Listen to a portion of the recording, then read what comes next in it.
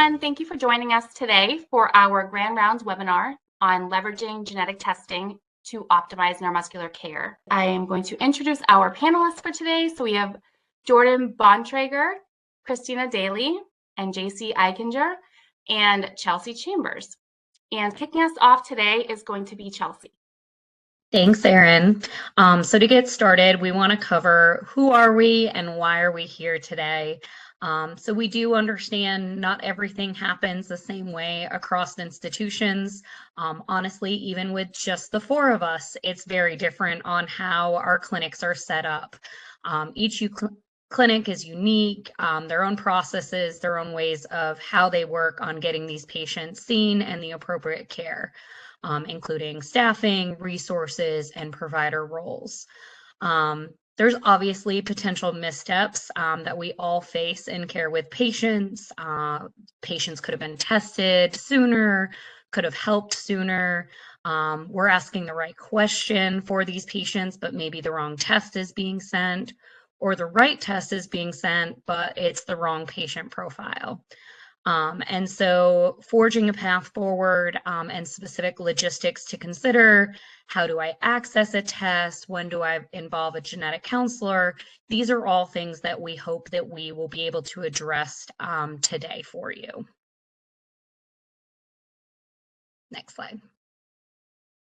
So this is a little bit of a breakdown on the attendees that we have. There have been more attendees since this was taken at the end of last week, but it looks like we have a great breakdown, with the majority being allied health professionals, but a great even breakdown for the roles, degrees of the individuals. Next slide. And so I just want to highlight here the main reasons for individuals joining seems to be the understanding testing approaches for our neuromuscular patients, as well as the available programs that we have. So we hope we're able to address these questions for you throughout the presentation today. So the agenda, we're going to talk about the relevance and role of genetic testing in neuromuscular patients. We're going to get different perspectives on integrating genetic testing and counseling into the neuromuscular disorders care, as well as talk about different types of genetic tests and their pros and cons for each, as well as factors to consider when you are ordering a genetic test yourself. Coming in the future, there will be Ask a Genetic Counselor workshops, including ones on choosing the right to test, navigating billing, interpreting test results, as well as variants of unknown significance. So please stay tuned for those. The learning objectives today: attendees will improve their ability to identify patients with neuromuscular disorders who may benefit from genetic testing. They will also adopt best practices for integrating genetic counseling and testing into care. For example, the right test for the right patient at the right time. As well as we hope that you're able to leverage available genetic testing programs and resources in neuromuscular disorders to increase patient access and support referral to relevant specialists.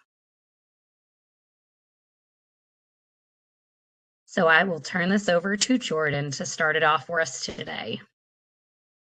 Everybody, thank you for having us here today.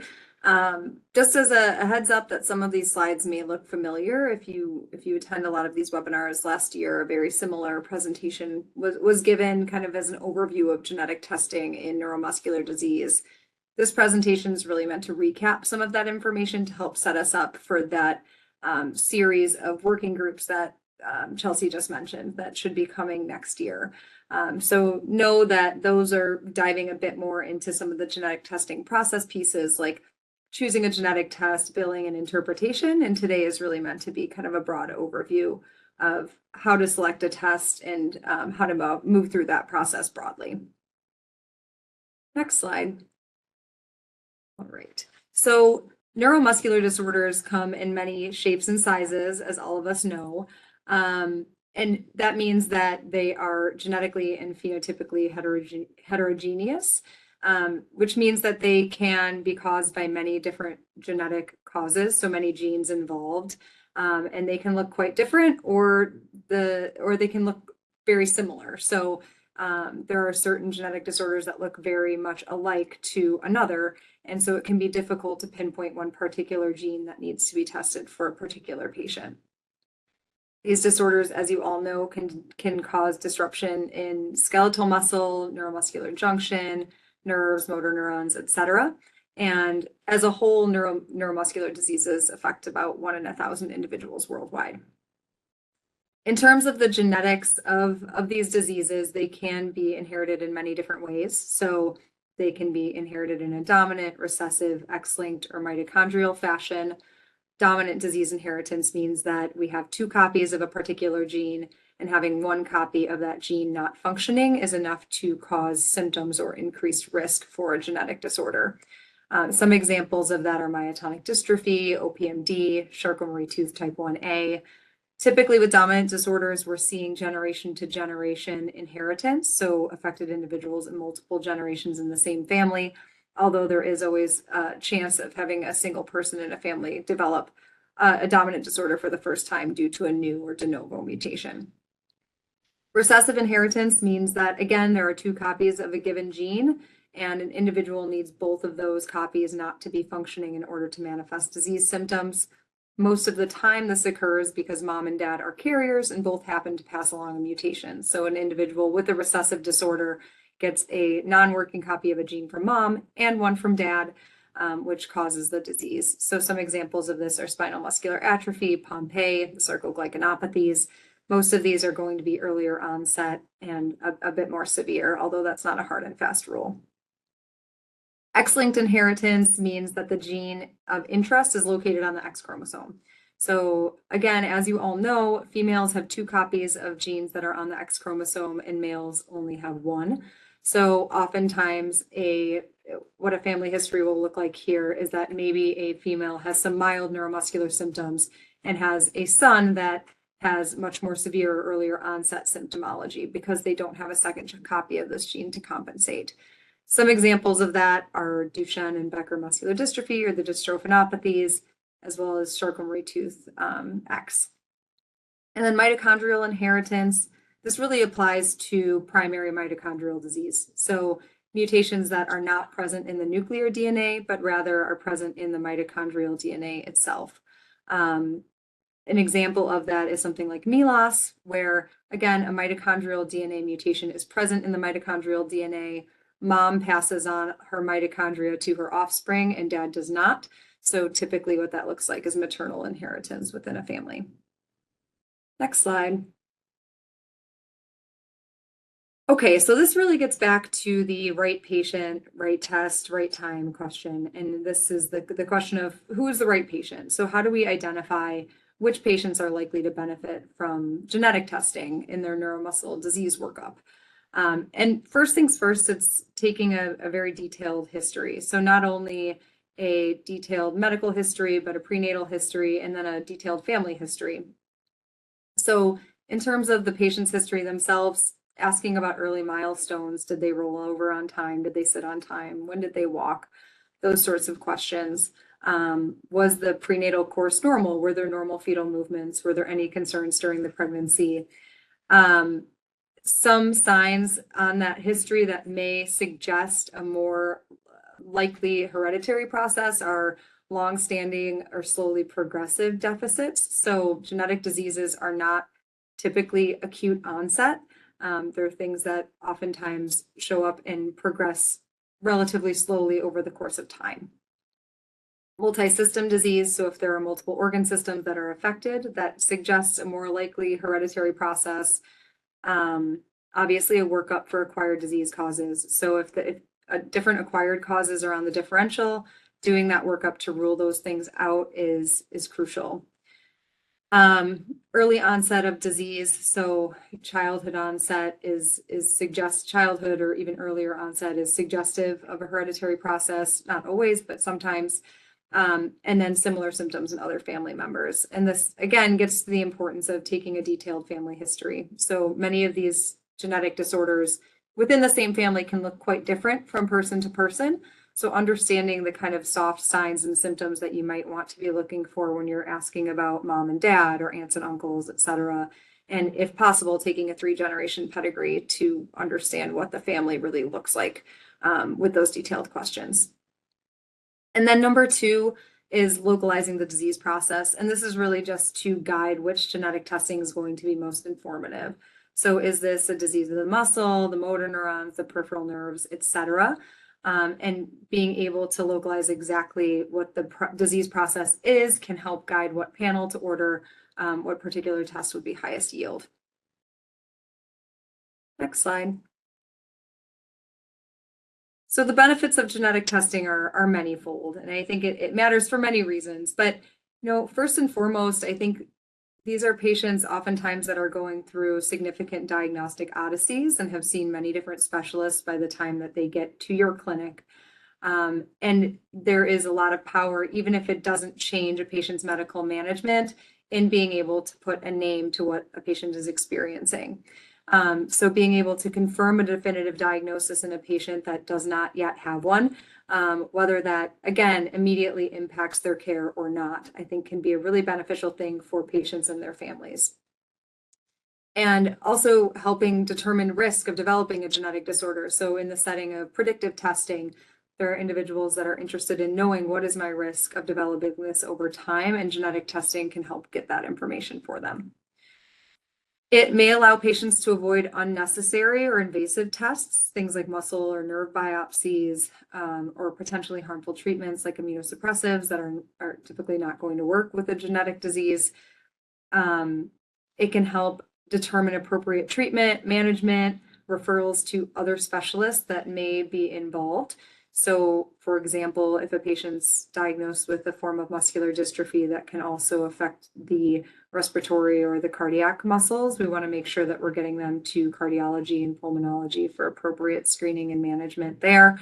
There can be disorders where we want to make sure there's a thorough eye exam, et cetera. So knowing what the actual diagnosis is can help identify other at-risk comorbidities so that the patient can be referred and managed appropriately. And access to clinical trials is a big piece here, especially in neuromuscle, where there is such an evolving landscape of these targeted therapeutics that are coming to the forefront. So being able to say definitively with a genetic testing report, here is the diagnosis in this individual or in this family, may open up doors to clinical trials that may otherwise not be open for a patient without a clear, defined genetic diagnosis. And then from a treatment perspective, we're seeing more and more that there are specific FDA-approved therapies that necessitate a particular genetic diagnosis in order to access those. So having the genetic testing can open up the doors to approved therapies as well. And then last but not least, this can aid in family planning, testing at-risk family members, assessing reproductive risk. So a lot of what happens in these kinds of counseling sessions are, okay, we found this diagnosis. Who else do we need to think about? So many of us who are on this call today may have experienced or have experienced scenarios where, for example, you diagnose a boy with Duchenne muscular dystrophy and they have a younger brother who is also experiencing some gross motor delays. Knowing what the diagnosis is in the initial patient can help expedite diagnosis in other siblings or other family members, and therefore expedite treatment and hopefully positively impact clinical outcomes. So there's that piece of it. And then there's also the question that parents have, which is how likely are we to have another child with this same condition? And people have different motivations for knowing that information and may want to know that or not know that. But we can help kind of guide that if we know what the exact genetic diagnosis is in terms of giving recurrence risks and options for prenatal or preconception planning. Next slide. Most of you know this, and many of you probably are either genetic counselors or have a genetic counselor in your clinic, but I felt like it was important that we include this for those of you who may not have a genetic counselor or are newer to this. So this is straight from the National Society of Genetic Counselors. It's a definition of what we do. So we have advanced training in medical genetics and counseling to help guide and support patients who are looking for more information about inherited diseases and how they might affect themselves or their family. as well as advanced training in interpreting genetic test results based on a personal and family history. So as a whole, we're really kind of a added genetic specialist for a neuromuscular clinic in this case, that can help guide pre-test counseling, the logistics of genetic testing, as well as interpretation and ongoing discussions with family as kind of their life evolves. We have a 2 years master's degree in genetic counseling, so it's a professional degree path, and we all must pass a board exam in order to become certified. There are a handful of states now that require licensure, not all of them. New York State being an exception where we don't have that passed yet, but we are all working towards getting licensure as well. Next slide. This is just a snapshot from our recent status survey. Again, the National Society of Genetic Counselors status survey. At this point, there are about 7,000, or there are about to be over 7,000 genetic counselors in the United States, which is wonderful. It's growing enormously from where we were, even 5 years ago with the introduction of a lot of new programs and whatnot. And I wanted to highlight this because based on the survey responses they got, it looks like around 7% of the genetic counseling workforce is actually in neuromuscular medicine. Many of these are probably in MDA centers because the recommendation from MDA is that there is a genetic counselor present in these clinics. So I would imagine that many of these respondents work in MDA centers, but it is important to recognize that there are many neurology clinics and neuromuscular clinics that are not MDA affiliated that do not have a genetic counselor, and therefore doctors or other clinicians are the ones in charge of ordering and coordinating genetic testing. Okay, so I am going to throw it back to the panel here to talk a little bit more about how we integrate genetic testing into the care framework. So how, as genetic counselors, do we work with clinicians at different time points within a clinic visit or a patient's time within clinic? How do we integrate? And I'll kind of throw it back to everybody else, and we'll chat a little bit about it. Thanks, Jordan. I think that many genetic counselors would prefer to be involved right from the get-go and doing a lot of pre-test counseling. So being involved before a genetic test is ordered, and able to properly review consent with patients, help make decisions about what's the right test to order in this scenario, which we'll talk a little bit more about as the webinar goes forward. But I think really we love to be involved in this pre-test space. But we also recognize that we're always not working in an ideal world, and so we do occasionally work in this post-test space as well, counseling after a different provider is already consented and ordered testing and results are available. And I think it's also important to think about genetic counselors as not only being able to provide that pre-test and kind of during the test support, but also providing that interpretive support on the back end. So when a genetic counselor is involved on the pre-test side, which is ideal, we're the ones usually getting those reports first, as well as the ordering provider. So we're really kind of the first line of defense and looking at the report itself and interpreting the findings, and then coming back as a team to discuss that before discussing those results with patients. So kind of the expertise that we have in that variant interpretation process and the genetic knowledge that we have coming into this really helps us take on the bulk of the interpretive piece as well for the team. Mm-hmm. And in terms of this, both with pre-test, post-test, all of that, there's certain things that we like to bring up and talk with the families about that maybe you as clinicians are not thinking about specifically because you have so many other things to think about during these very short visits with the patients. So some of these come down to what are the family dynamics? Is the person you're testing, do they have a twin sibling that this then diagnoses that sibling as well? Or is this a scenario where you're testing a child of someone and the parent has not been diagnosed themselves?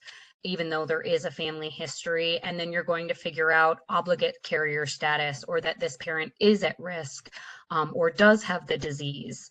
So these are different things that we are able to help address during that pre-test counseling, especially, but can address post-test as well for the families.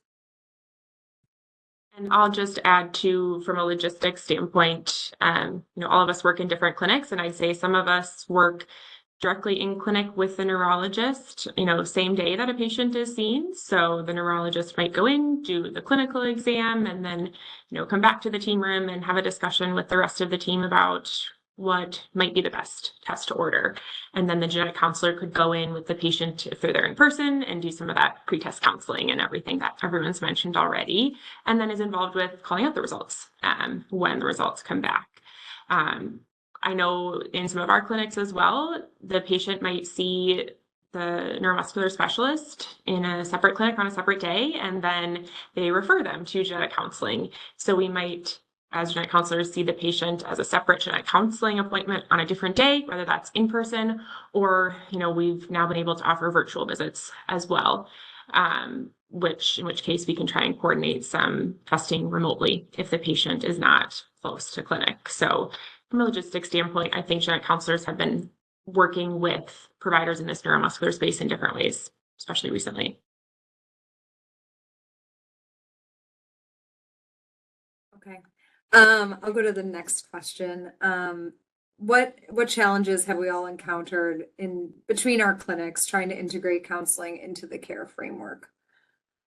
I can go first since I'm already talking, but I guess I think about some of the logistical challenges being space and time. So in a busy multidisciplinary clinic, it can be tricky to carve out enough time for a genetic counselor to be able to go in and truly do everything we need to do, which is really go into depth about the family history, fully consent the patient, sometimes obtaining a sample, etc., can take at minimum a half hour or so. And these are days that are often very long for patients, especially if they're getting other studies and EMG, nerve conduction studies, those sorts of things done. It can be a 3-4 hour day.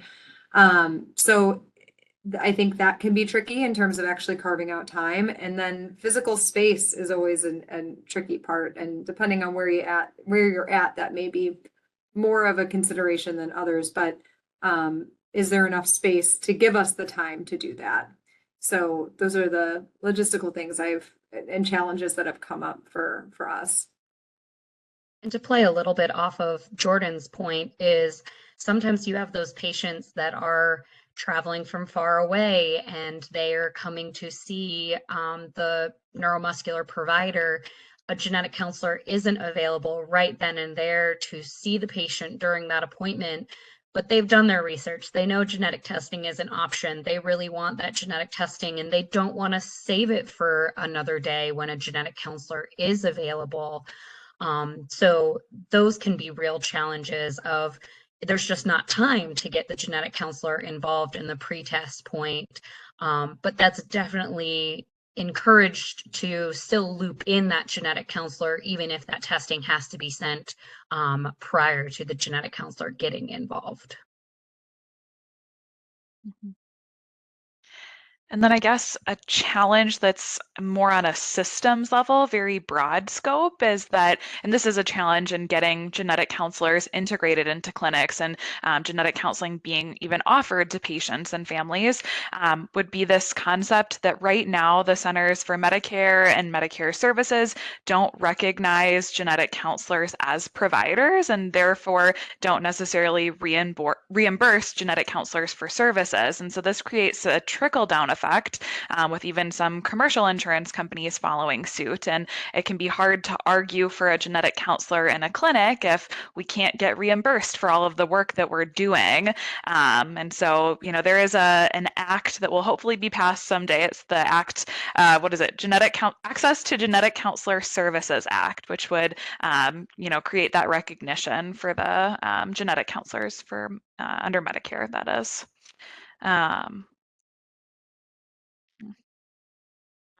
I'll bring up one last point. Jordan mentioned earlier that many states now have licensure for genetic counselors, which helps genetic counselors, order their own tests when appropriate.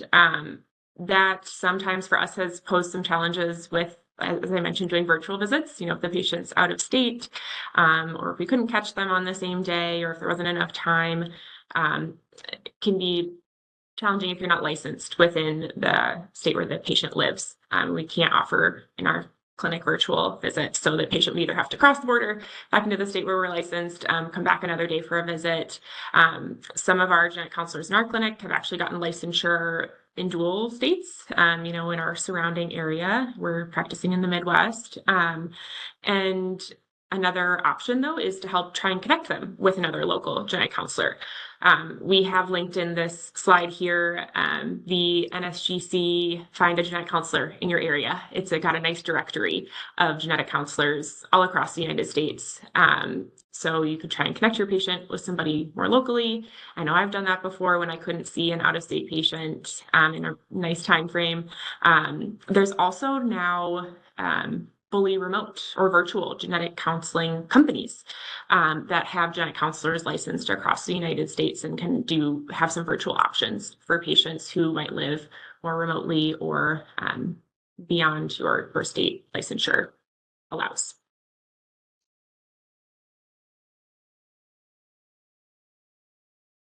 Wonderful. Well, I think that was some good discussion points.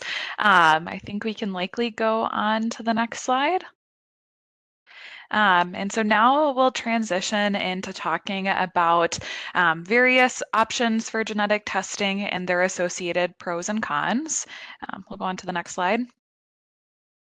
And so we'll start off with some very basic testing options, and then we'll expand to some of our more newer complex testing options as the talk goes on. But this is just an overview of a few of the types of genetic testing we'll be discussing initially, including single site or targeted testing, single gene testing, cytogenetic testing, and then moving on towards panel and exome sequencing.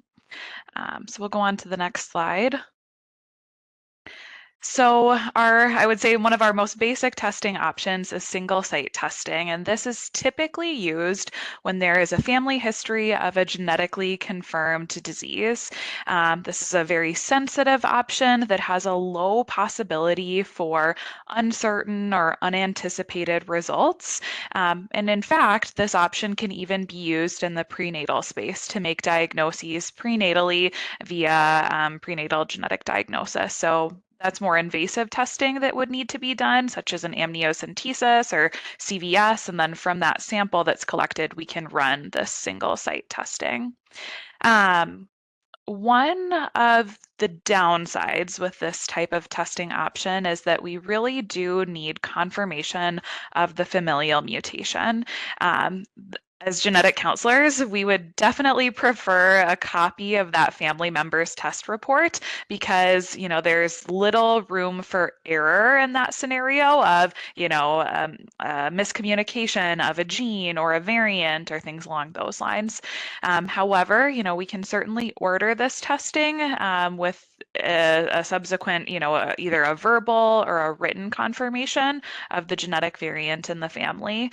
And of course, we recognize that it can be really difficult to obtain these reports, not only navigating hospital medical record systems, but also just family dynamics and having to ask maybe a distant family member for this personal medical information.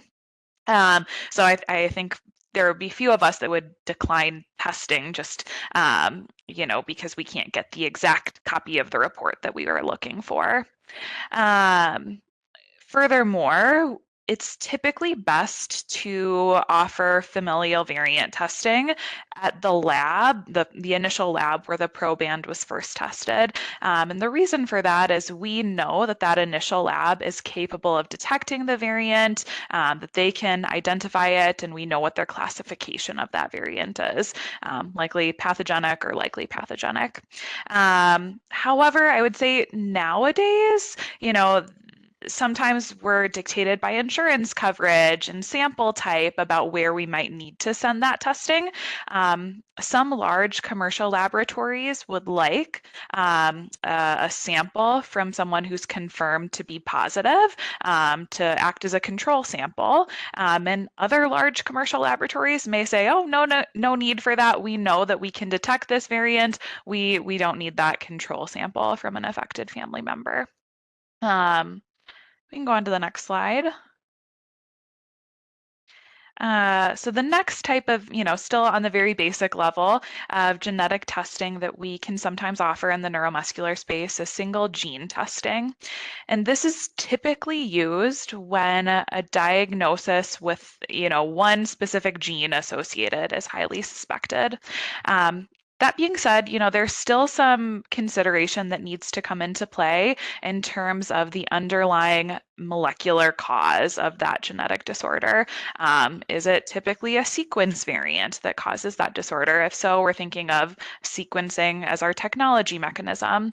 However, sometimes there could be large copy number variants where we might need another technology, and furthermore, tandem repeat disorders like myotonic dystrophy would need a separate methodology as well.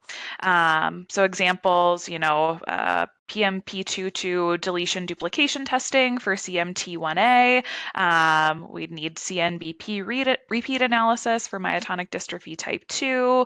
And then for the sequencing, we're thinking of like TTR sequencing for hereditary amyloidosis. You can go on to the next slide.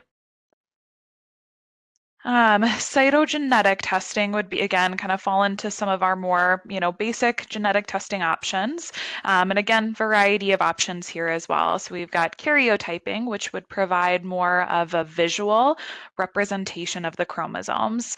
Karyotyping can detect large, extra or missing chromosomes, and furthermore could pick up structural rearrangements and differences of the chromosomes. FISH, or fluorescence in situ hybridization, is more of a, I would say, a less commonly used, at least in the patients that I'm seeing, technology these days, which can help. Essentially, it detects chromosome abnormalities targeting specific genetic sequences using these fluorescently labeled probes that attach to the complementary DNA. And then chromosome microarray analysis is a quite common methodology, I think, used these days, and it detects, I would say, missing or extra portions of chromosomes, which may include one or multiple genes. That CMA is actually the recommended first tier test for any patient with a history of developmental delay, intellectual disability, autism, multiple congenital anomalies. So a lot of the patients that we're seeing in our genetics clinics and in the neuromuscular clinics will oftentimes have probably had a microarray analysis. We can go on to the next slide. So panel testing, again, this is becoming into the realm of more commonly ordered tests in the neuromuscular space. But this is a testing option that would often be used to pinpoint a diagnosis when a person has symptoms that might fit a wider array of conditions, or when the suspected condition could be caused by several types of variants. So a panel test is when multiple genes are sequenced at the same time, and the panel size can vary based on the phenotype, right? We could go from a very small 2-gene panel for SMA all the way up to a 230 gene panel for a comprehensive neuromuscular disorders panel. There are even larger panel options than that too. The genes on the panel are usually grouped together based on producing a similar phenotype or set of symptoms when mutated. Again, this can be quite targeted to quite broad, and there's pros and cons for each of those different options. Panel testing is typically run on a platform which includes both sequencing and deletion duplication testing, plus it would analyze into a small portion of the intron. That is going to be also lab dependent though, so it's important to check on that as part of like the pre-test considerations. You can go on to the next slide. So this, I'll kind of open it up in some sense to the panel for talking about panel testing, but there's lots of things to consider when thinking about what's the best panel for a patient, what's the best option. And so we've kind of grouped these into a few different categories, so to speak. So one of those involves making sure that we're using accredited labs for the genetic testing, making sure that as well, maybe the laboratory that we're picking has a history of testing in that specific disease area. It's possible that might allow that lab to report out fewer variants of uncertain significance if they've historically been testing in the space for a while. And furthermore, thinking about the capture of the panel, making sure that the genes of interest really are covered by the panel that we're choosing and making sure that it's good coverage for those genes as well.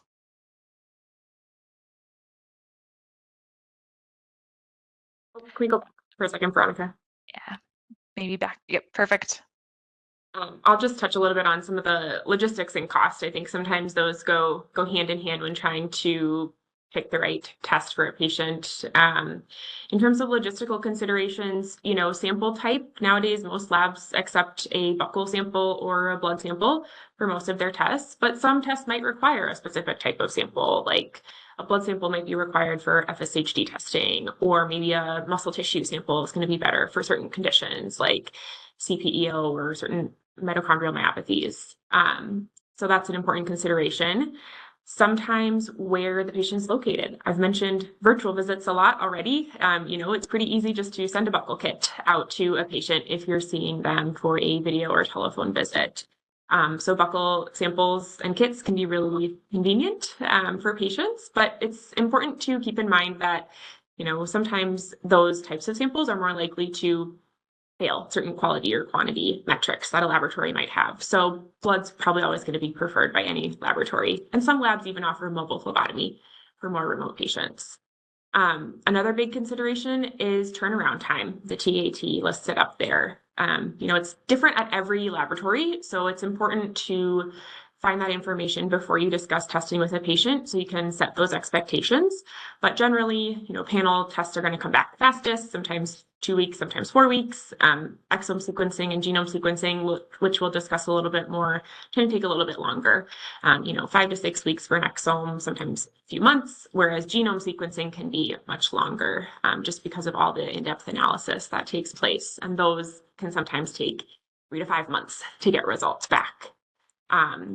Hand in hand with picking the right kind of sample and test for all these other reasons is sometimes it comes down to cost. A lot of the big commercial labs are contracted with most state Medicaids and a lot of the big commercial insurance companies throughout the United States. And sometimes the lab will do the insurance authorization process themselves, which can be really convenient for us clinicians who don't always have time to do all of that. But some of these smaller, more specialized labs that are especially important in the neuromuscular space are not contracted with as many insurances, or they might require institutional billing and a contract set up. And in those cases, sometimes the clinician might be responsible for doing a lot of the insurance authorization process. So important to keep that in mind. Also, I think a lot of us who've ordered testing before know that Medicare still is not great about covering any genetic testing. And there used to be some really nice, affordable self-pay or patient pay options, even as low as $250 or $100 for certain tests. And I think in the past 6 months or so, a lot of us have seen those lower, nice patient affordable prices go away and they've become higher. So that's an important thing to kind of keep up to date on and know what options are available for your patient, because testing can be expensive, which is also why we'll talk a little bit more about different sponsored testing options within the neuromuscular space, because that can be really helpful in getting testing done at no cost with a few other caveats, but I'll talk about that a little bit more later. So along with these things to think about when you're doing panel testing, another thing to consider is what size panel are we sending? Is a bigger panel actually always better? And it actually probably depends on your patient most of the time. You're already looking, like Christina said, at catching those genes of interest. So when you know that you've got your genes of interest, there could be other genes on there as well. And that increases the likelihood of us getting those uncertain results. And some patients aren't comfortable with uncertain results. So the smaller the panel, the less likely we are to get those variants of uncertain significance. Whereas if a patient wants as much information as they can possibly get, maybe they are the ones that are better for those larger tests. Sometimes we'll need to have parental samples or other familial samples if parents aren't available to help clarify these uncertain results.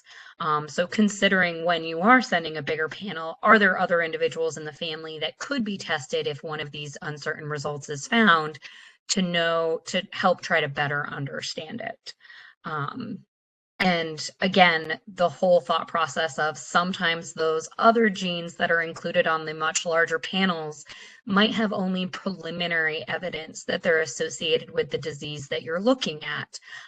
So it might come back and say, yes, we found a variant in this gene, but it's very small chance or small amount of individuals that have been found to have similar type symptoms associated with that gene.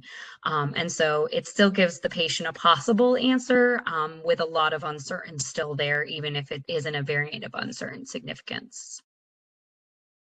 Next slide. So we put this in here just to really highlight how tricky it can be to navigate test selection if you're starting from scratch. So for example, this resource is called the Genetic Testing Registry, this image on the left. And this is a compendium of genetic tests that are available. It's not all inclusive, but it's a good starting point. And so let's say you are a clinician and you are ordering your own genetic testing and you don't know where to go in terms of finding a panel for muscular dystrophy. If you just type in that search term, you're going to come up with over 700 different tests that could be relevant, or I'm sorry, over 1,000 different tests, nearly 2,000 different tests that could be relevant for your patient, which is totally overwhelming. So this is really a plug to, again, within your clinic, if you have a genetic counselor, utilizing them to kind of guide which are the reputable labs, which labs have experience within the disease state, what are their billing policies, who should we be working with routinely, and really honing in on a handful of labs that you are comfortable, confident, and feel good about working with on a routine basis, knowing that there will be one-off scenarios where you do need to go to this kind of database to find something totally random. But most of the time you'll be working with kind of the same players within the genetic testing space so that you're not reinventing the wheel every time. And the other image that I have in here is not to plug this particular panel, but really to point out that no panel is completely comprehensive. So this is a panel that many of you probably use within your own clinics. It's the Neuromuscular Disorders panel through Invitae, which is offered on a sponsored basis for patients with progressive weakness, elevated CK, et cetera, and includes a broad range of neuromuscular diseases, muscular dystrophies, myopathies, congenital myasthenic syndromes, et cetera. We put a big kind of circle around the bottom of it where it very clearly calls out that this does not test for FSHD, OPMD, or myotonic dystrophies type 1 and type 2. And that's because those tests necessitate a different methodology. So a separate standalone test needs to be ordered if you want to capture that group of disorders. So knowing that there is power to each of these tests, but they all also have their limitations. And knowing that, okay, if I tested a patient with this neuromuscular disorders panel, but still have some residual concern for something like FSHD, I need to coordinate that separately and through a different lab. So understanding when you're ordering a panel or a test, what it does and does not test for. Next slide.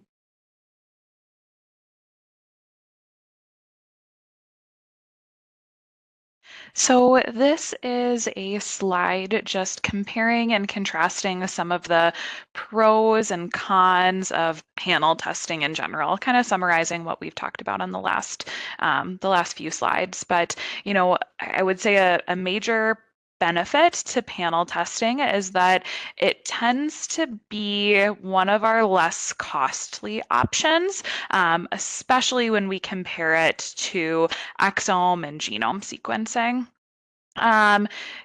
Panels are typically very good at, high coverage of all of the regions of interest. So, lower likelihood of, missing a variant in a particular gene. Especially on this note as well, we've got, lower chance of incidental findings compared to exome and genome sequencing. The discussion of secondary findings, which we'll talk a little bit more about, but we, for a panel test, secondary findings is not an option to receive that information back. Panels can be able to pick up low levels of mosaicism, though they're not entirely designed to detect that. And panels tend to have a much faster turnaround time compared to exome and genome sequencing. It's not a perfect test, though. Panels as a whole are not perfect. Especially, when we're thinking about cons, I tend to dislike that they're less customizable. So that list is a predetermined list. You typically can't subtract or add a gene, at least very easily. Family members are not included in at least an initial analysis for most panel options, which can increase the amount of uncertain variants that we're getting back, which goes back to that first point on the list of, with panels, the larger a panel goes, while that can be a more comprehensive offering, we tend to see more variants of uncertain significance the larger a panel gets in terms of the genes. And results can be hard to interpret. Sometimes you'll run that neuromuscular panel and you'll get back, maybe 5 to 10 variants of uncertain significance. And that can be, both hard for a clinician to sort through, but also hard to relay that information back to a patient in an understandable manner. And so there's certainly pros and cons to panels as a whole. Next slide. I think I'll turn it over to Chelsea. So next, we're going to talk about whole exome and genome sequencing, which are our most comprehensive tests that are available, our biggest, best tests that we have available for our patients. So whole exome sequencing being analysis is limited to the sequencing of those exonic or protein coding regions of the genome. This may also include the mitochondrial DNA, depends on what lab you're ordering the testing from, what specific test you are ordering, whether that includes it or not. And then we have whole genome sequencing. This covers both that coding region, but as well as the non-coding region or the intronic regions of the genomic DNA. And this does include both the nuclear and mitochondrial DNA in the whole genome sequencing. But I'd say that the biggest difference between these as well is that it does detect CNVs or copy number variants, as well as repeat expansion disorders. Doesn't necessarily capture every single one of these because it does determine whether the lab itself is validated to be able to give back certain repeat expansion disorders, but this is something that wouldn't be captured with whole exome sequencing that is truly just looking at the sequencing or the spelling of those genes. So things that are required for our whole exome and genome sequencing, we need to have detailed clinical information sent to the lab for proper variant filtering and interpretation. Both of these tests are a phenotype-driven analysis, so they are only going to look at the genetic information that's associated with the patient's phenotypes, with the caveat of secondary findings and all of that I'll touch on in a minute. But unlike the panel testing, like Christina mentioned, there's not typically samples from parents or other family members submitted.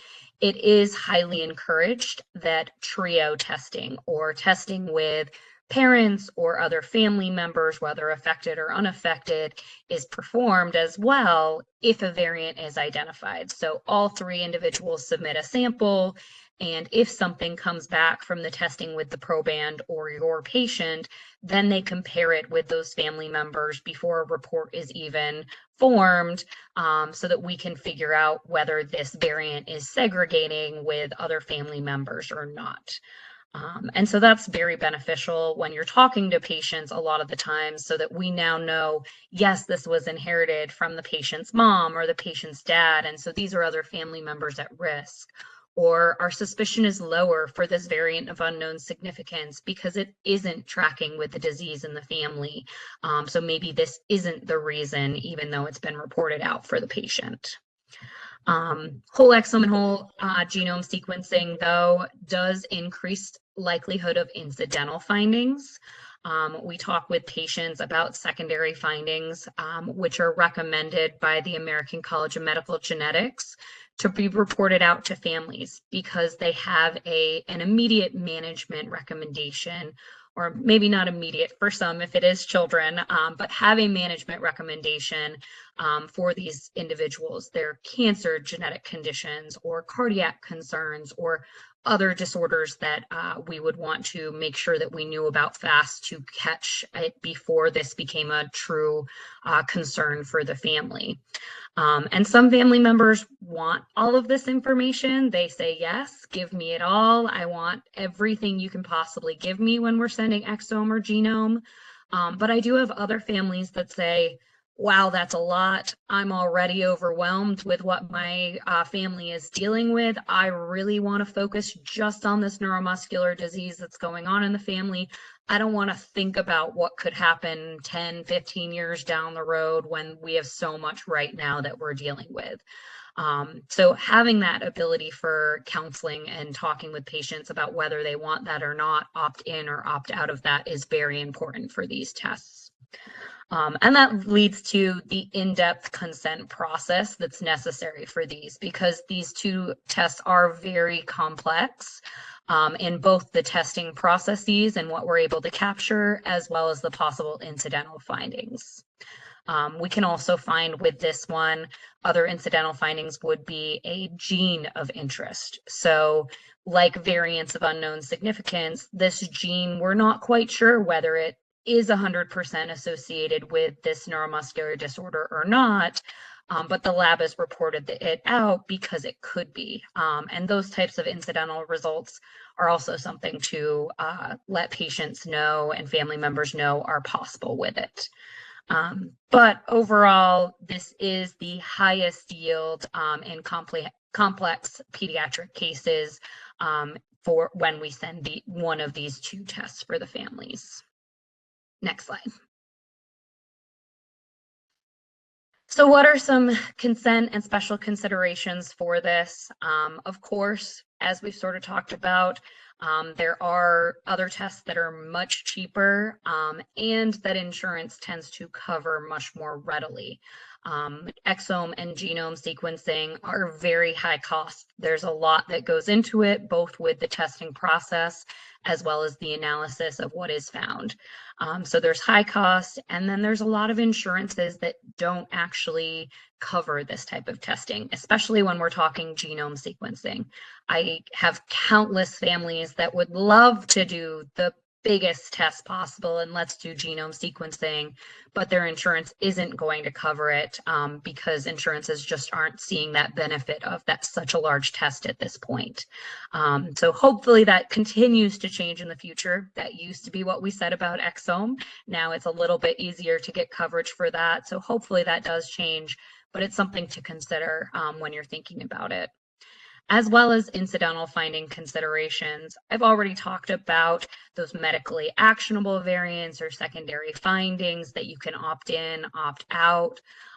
There are some insurance implications for individuals, whereas we talk about GINA with individuals, the Genetic Non-Discrimination Act. that finding out that they have a secondary finding, whether it is the patient themselves or a parent that we incidentally find that they are a carrier of a secondary finding, they could be denied for those elective insurances like life insurance or long-term care insurance based off of this genetic test. We can also find non-paternity and consanguinity. We're taking samples from parents, and sometimes it comes back that maybe dad isn't dad, or mom and dad are actually related and they didn't know that they were. And those are hard things for family members to wrap their head around based off of, because they didn't expect to know it. So that's definitely something to talk about prior to sending the testing in case there's any questions about any of that. So the biggest, strongest take home from this is really just to say, we really recommend, encourage the involvement of a genetic counselor in the discussion of any exome sequencing, genome sequencing testing, to make sure that we're able to talk through all of these important factors with them before the testing is sent. Next slide. So some limitations of panels versus exome versus genome sequencing, of course, might not include those large copy number variant analysis, specifically with the exome sequencing or the panels or next generation sequencing. You might miss those large deletions or duplications. This testing does not typically include methylation studies, which might be necessary for certain imprinted genes, when specifically we're thinking here like Prader-Willi syndrome or Angelman syndrome. Exome sequencing cannot detect expansions or contraction in repeat regions. So we've talked about these disorders at length.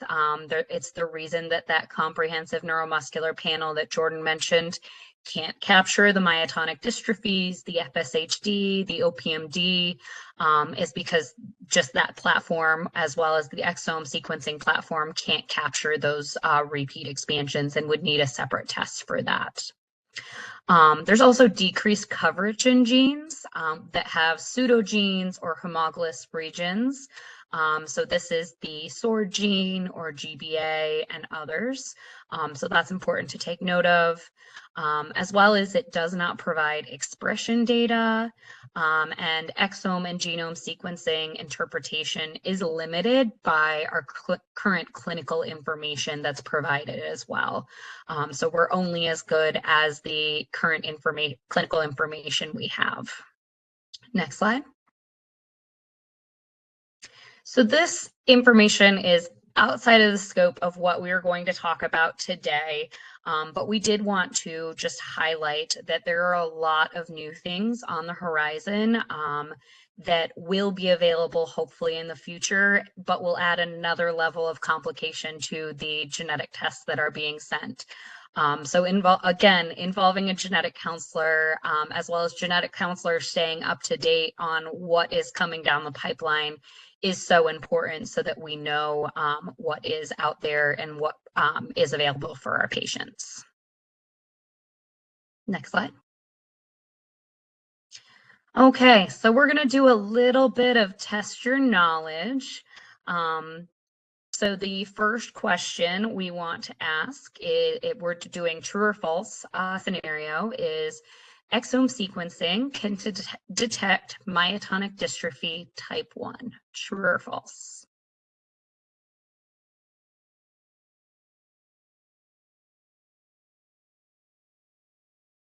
Okay, and we will click forward, and the answer is false. That is a repeat disorder that is not able to be captured with exome sequencing. So next question. On exome sequencing, secondary findings are optional for the patients to receive. Is this true or false? And the answer is true, but they are not optional to discuss and must be reviewed with every single patient and each person to be included in the testing. So highlight specifically there, not just the proband, but anyone else that is being submitted for that trio testing, mom, dad, siblings, anyone else that are sending in samples. If it is opted in for, they will receive those results. Okay, next slide. So we will go back to another panel discussion. So the first question that we want to talk about is what are the most common points of confusion around different test types? I think one of the common points of confusion I sometimes see with exome sequencing and genome sequencing from both patients and sometimes providers alike is that it's kind of like a crystal ball. Like, oh, we just send the exome and anything that's there, we'll pick up, we'll figure out all the health problems. And it's really not like that. At least, who knows if it ever will be. But I try to stress that both of those tests, exome and genome, they're phenotypic driven tests still. And so the results that we get back, they're still really only going to be as good as the information that we give to the lab about what is this patient's set of symptoms, and that helps them narrow down, what are the genes of interest, what are they going to hone in on. And so I think it's the crystal ball thing that is one of the most common points of confusion I see is, oh, just run the genome and we'll figure it all out. And still not that easy. Yeah, I mean, piggybacking off of that, I mean, I think that there's sometimes this misconception that if you do the biggest test that it catches everything as well. So as much as we talk about genome being this wonderful thing that can find structural variation and repeat expansions, et cetera, to Chelsea's point earlier, it really depends on what the lab's validated for. So there is no commercially available genome test that I'm aware of that detects FSH. There are big exceptions to genome in terms of what it can and can't do. So not only is it not a crystal ball, like it's not going to give us every single informative medical piece of information about a patient based on their genome. It's also has its limitations. So even if you're in the bandwagon of let's genome everybody and just start there, know that it's imperfect and that there can still be misdiagnoses with that big technology.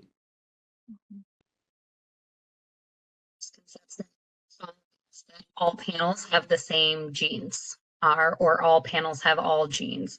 One lab's comprehensive neuromuscular panel is not necessarily going to have the exact same genes as another lab's comprehensive neuromuscular panel or limb girdle panel or any of those. And so it's really is important to double check and see the lab that you are using, what genes are included, and are they including that one or two genes that you're most suspicious for, because you might have to send a different test if they don't.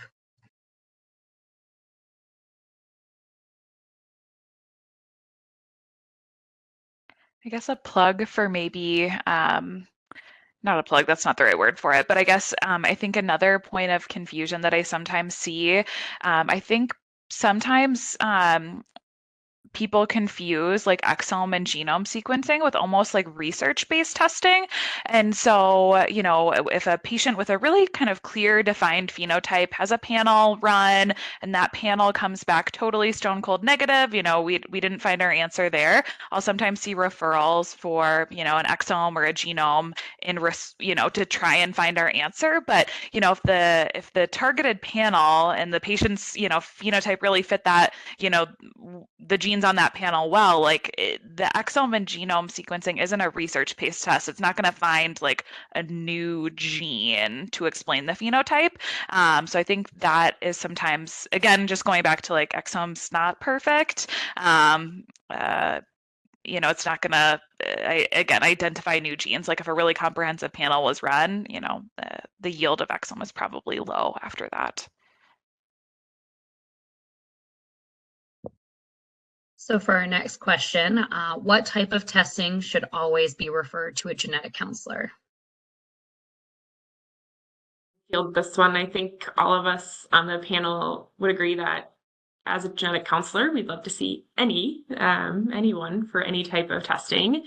As Jordan mentioned, we have specialized training in trying to determine what type of test might be best for the patient, depending on their phenotype, or all these different intricacies and limitations that we've been talking about. So we're trained in trying to order the right test and also interpreting those results. But we also all are very aware of the logistical challenges and availability of genetic counselors. We're not available to see every patient who needs a genetic test. So I think at a minimum, we'd all agree, and Chelsea highlighted this on one of her slides, that a genetic counselor should be involved with exome and genome sequencing for a lot of these different intricacies that those tests pose, like discussing the secondary findings, coordinating family member samples, and like Christine and Jordan have mentioned, the phenotype information. I'll also add that I have seen that within some insurance policies, they require a geneticist or genetic counselor to have seen the patient in order for the insurance to cover the testing. So sometimes it's even required by insurance for any genetic test for some patients, whether that's single gene panel or these big exome or genome tests. We can go on to the next slide as well. And I'm going to kind of keep talking here about some considerations to think about when ordering a genetic test. So next slide. So, we wanted to talk about some scenarios where a genetic test might be inappropriate, just some things to kind of keep in mind or consider. One of these that is maybe especially relevant in the neuromuscular space is an unstable emotional or psychological state of the patient, especially when it comes to pre-symptomatic testing scenarios, like with Huntington's or ALS testing. There are some published recommendations for how to do pre-test counseling for patients for these challenging psychological scenarios. Another scenario might be the patient's unable to properly provide informed consent. This could come up with patients with intellectual disability, or I know we're talking about neuromuscular here, but some of us have overlap with dementia or Alzheimer's clinics or ALS. And so it's important to assess the patient's understanding to gauge if they can consent, and if not, look for guardianships in the chart or on file, or connect them with the appropriate resources in your hospital or clinic to help with this. Another consideration is improper ordering provider. I don't think we can stress this enough, but testing should be ordered by a clinician who's comfortable with interpreting these complex genetic test results. We've mentioned this already before, but a lot of uncertain findings can come up with these genetic tests. And so it's important to know, what other follow-up studies we could do or family member testing we could do if any of those uncertain findings come up.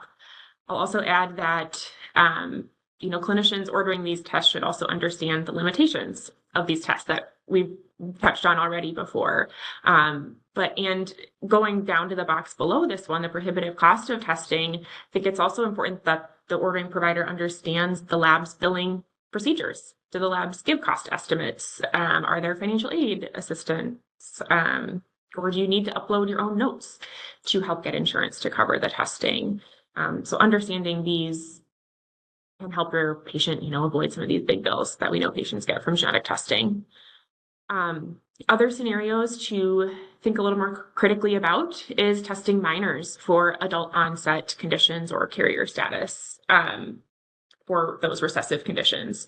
Really this is coming from a position of, we want patients to be able to help or be able to come to testing decisions on their own and really protect a patient's autonomy about if they might want pre-symptomatic testing, or to know if they're going to develop symptoms of a condition their parent might have down the road. I think some people might question of, if I find a recessive condition in one of my patients, should I not test the siblings? And, it's a little different when there's siblings at risk for some of these recessive conditions. We might incidentally find they're a carrier for these conditions, but this point hits on the fact that if the symptoms and management recommendations are not recommended till adulthood, then we should respect patient autonomy and wait to do testing on these minors, or at least wait till a teenage patient can assent themselves and be a part of that conversation with the genetic counselors. I think within this neuromuscular space, some of us have encountered some gray area when it comes to, female siblings of patients with Duchenne or Becker muscular dystrophy. There's some gray area there, I'd say, even in my own practice, because there is cardiac screening recommendations for female carriers that some people would initiate in adolescence for early adulthood. So it's really just about helping the family understand these implications and why we take pause in offering testing for adult onset or carrier status conditions, and then maybe waiting to have that conversation until somebody's a teenager so they can be a part of that discussion themselves. I'd say a lot of this is reflected in the next box over too, with the prenatal testing of an ongoing pregnancy for adult disorders. There's medical and ethical complexities of testing for adult onset conditions during an ongoing pregnancy. NSGC even has a position statement that says, unless testing has the potential to impact the pregnancy management or management in childhood, we should defer testing for a later date. We can go on to the next slide. So just some logistics and things, again, to think about with how to order a test. We have a nice little flow chart here. So generally speaking, the logistics of ordering may vary from test to test and lab to lab. So this slide highlights just some of the important parts. So number one, carefully considering testing options and choosing the most appropriate test. We've really hit on a lot of these already today with all the different options in the neuromuscular space. 2 and 3, I think kind of go hand in hand again. You really must discuss the testing with the patient so you can obtain their informed consent. I would argue that this involves, saying what the test can and can't tell us, what is it looking at? What are some limitations with the testing? I think this also includes what the possible results are. Positive result, here's what this means for us and other family members. If we get a negative result, what are next steps or what else might we do? And then, of course, these uncertain findings that we all know come up, especially on these big panel tests. Highlighting that at the pre-test conversation can really also help set you up for success when you're discussing the results with them after the fact. I think it's also important to share, what data and information is being shared from a patient's genetic test result, whether that's with the laboratory who's doing the testing or with these sponsored testing programs, which I'll talk about in just a moment. And then, of course, the different costs and insurance processes and how the patient will get their results. These should really all be discussed in this pre-test conversation to get the patient's informed consent. Number 4 here is obtaining the insurance approval. I mentioned this before, but a lot of these big commercial labs will obtain the insurance authorization on the provider's behalf, but a lot of times this does require you to upload your clinic notes, which document the medical necessity of these genetic tests. So be wary and aware of that, I guess I would say. Number 5 might seem simple, sample collection. I kind of mentioned this earlier, but make sure you're collecting the best sample type for the particular test and for the patient as well. Maybe we can avoid blood draw in some scenario and do a buccal, but in other cases, it might really be required to do a blood draw. Number 6, I also just mentioned sending the documentation to the laboratory along with the sample. This is not only helpful for the insurance authorization, like I mentioned, but also what we highlighted before about the phenotype-driven tests like exome and genome. The lab really relies on the clinic documentation to help them determine what the phenotype is so their analysis can be the best it can possibly be. 7, waiting for results. I already touched on the different times and lengths it can take to do some of these tests. But then when you get results back, the biggest and sometimes most challenging aspect for us is interpreting the results. If there is a genetic counselor and a neurology healthcare provider involved in the patient's care, it can be really helpful to collaborate and review together before you discuss any results with a patient, to know, 1, to be on the same page, to 2, to determine, is this the right answer and best fit sometimes with these uncertain findings, and are there any other recommendations or next steps from here? And then finally, discussing the results with the patient and talking about next steps and recommendations from there. I'm going to the next slide.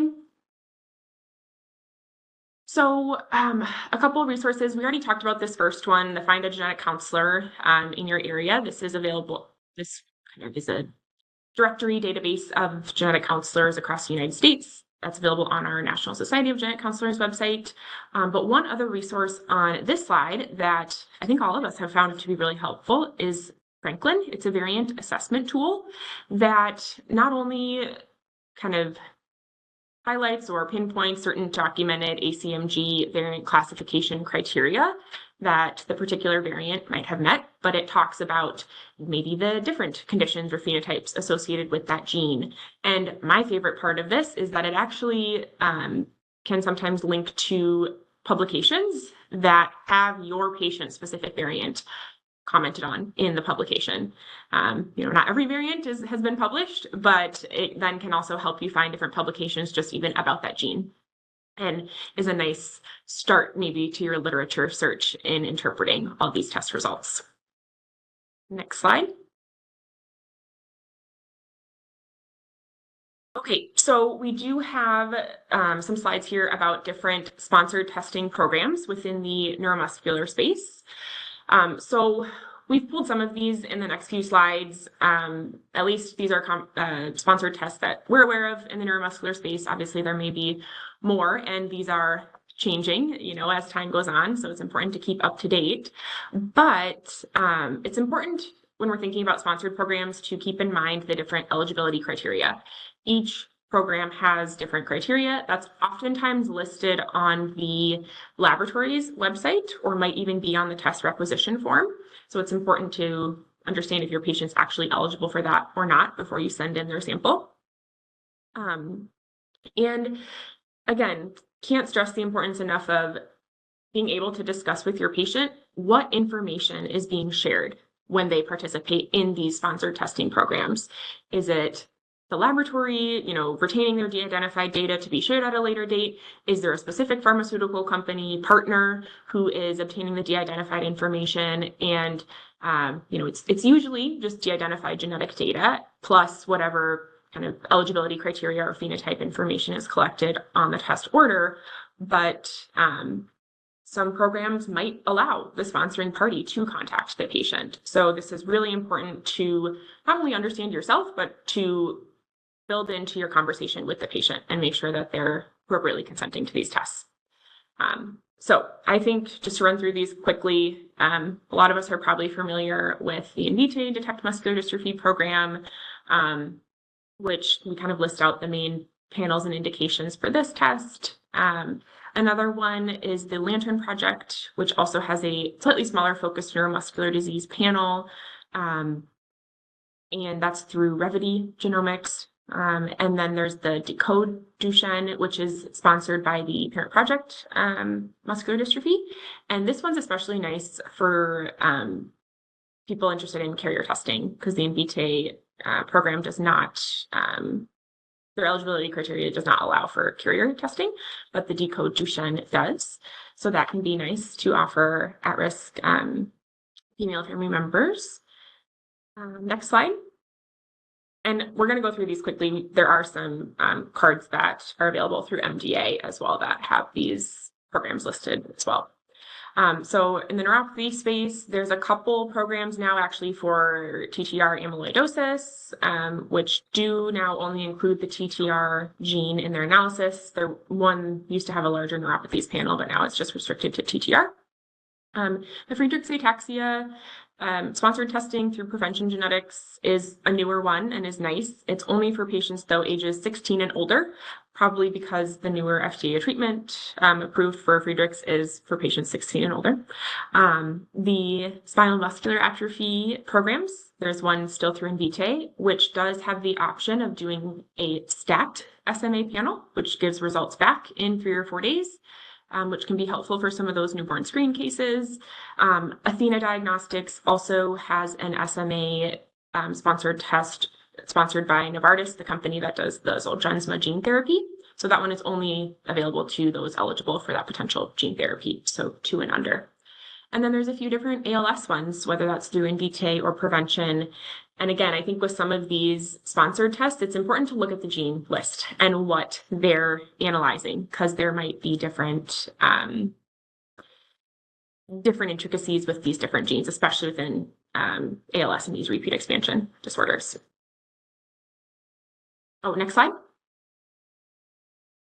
Finally, we have a couple. There's one particular mitochondrial disease, TKT2 deficiency. Again, it's a single gene sponsored testing program. Invitae also has a periodic paralysis panel, which is for individuals 18 and older, suspicious of the periodic paralysis. And then there's a few lysosomal storage disorder panels. One, again, through the Lantern Project, through Revity, Genomics. Invitae also still has some lysosomal storage disorder sponsored panels, and then Prevention has one for Fabry disease specifically, which is nice because it can also include some of the enzyme analysis as well. Next slide.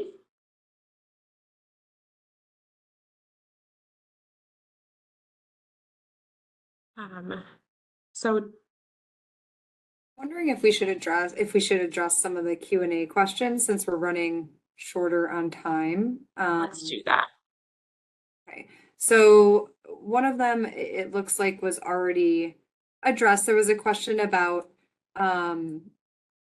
trio testing and whether those results are included in the base price if you're doing a trio. And I think the answer to that for like an exome or a genome trio is that typically it's billed as one bill under the Proband's insurance company. So there's not separate bills for each parent. The test cost might differ between like a Proband only test versus a trio versus a duo. But there aren't individual bills issued to the comparator family members, like a mom or a dad. It's just one bill, which is typically billed to the Proband's insurance company. And then the second question, wondering if you all are finding that insurance refuses additional genetic tests if we start with the neuromuscular panel. Met with a company doing exome who said insurance prefer they start with Wes. I will let somebody else address that one. So I'm happy to talk a little bit.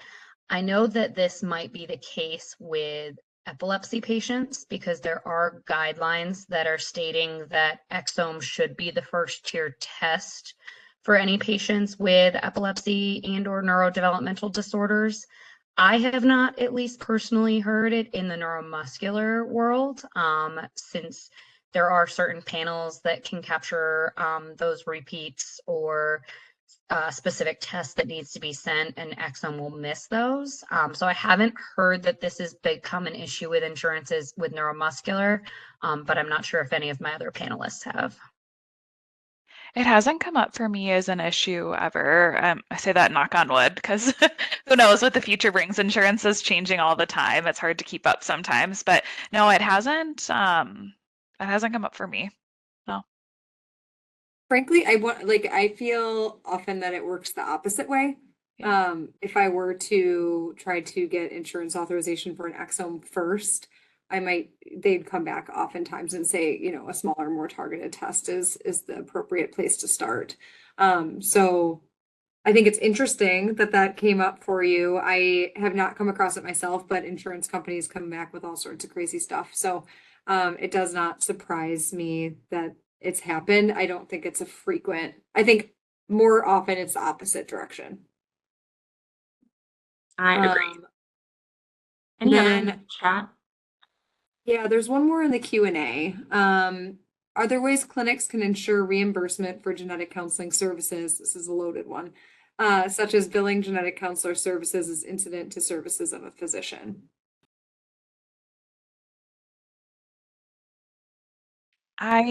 This whole billing is such a confusing realm, and I feel like it's state dependent, like what's allowed, what's not allowed. Hospitals have their own policies in place. It's just confusing. And I saw that question come in too, and I was like, oh man, I don't know the best answer to that. I don't know if you guys have other thoughts, but I didn't have an answer. I think in some clinics, you're billing as part of a overarching clinician visit. So if you're in a clinic where you are seeing a patient with an attending, at least from my perspective, I am not separately billing a particular code. I am part of that day's visit and therefore part of that time spent with the team that's billed. But usually that reaches the max amount that you can bill for whatever codes anyways. So in those kind of shared visit scenarios, I don't think most counselors are putting in their own separate code for billing.